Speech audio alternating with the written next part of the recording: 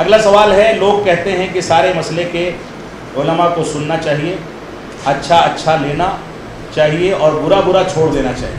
یہ اچھا اچھا لینا اور برا برا چھوڑنا، اگر یہ تمیز آپ کے اندر ہوتی تو آپ خود عالم ہو جاتے۔ اگر آپ یہ تمیز کرنے کی قدرت رکھتے ہیں کہ اچھا کیا ہے برا کیا ہے، تو پھر آپ کو کسی کو سننے کی ضرورت کیا ہے؟ آپ بڑے علماء سے مل کر کے علم میں پختگی پیدا کیجئے۔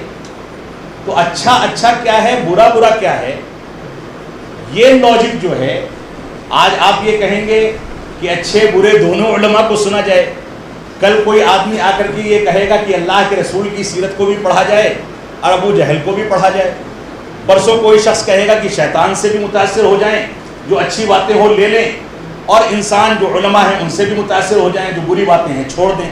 یہ کوئی لاجک نہیں۔ اہل سنت والجماعت کا بنیادی ضابطہ ہے کہ اہل بدعت سے براءت کا اعلان کریں۔ بعض علماء نے اس پر اجماع نقل کیا ہے کہ جو اہل کلام یا اہل بدعت ہیں ان سے دوری اختیار کرنا، ان کی صحبت سے دوری اختیار کرنا، ان کی مجلسوں کو چھوڑ کر کے دور ہو جانا، ان سے براءت کا اعلان کرنا، یہ دین کا بنیادی حکم ہے۔ اور ابن عمر رضی اللہ عنہ کا ایک طریقہ تھا، ایک قول ملتا ہے کہ وہ اپنے شاگردوں کو کہتے تھے کہ اہل بدعت کہیں نظر آئیں تو کہہ دینا کہ ابن عمر ان سے بری ہیں، ان سے براءت کا اعلان کرتے ہیں۔ لہذا یہ سوال جو ہے یہ اصل میں دین کے بنیادی اصولوں کے خلاف ہے۔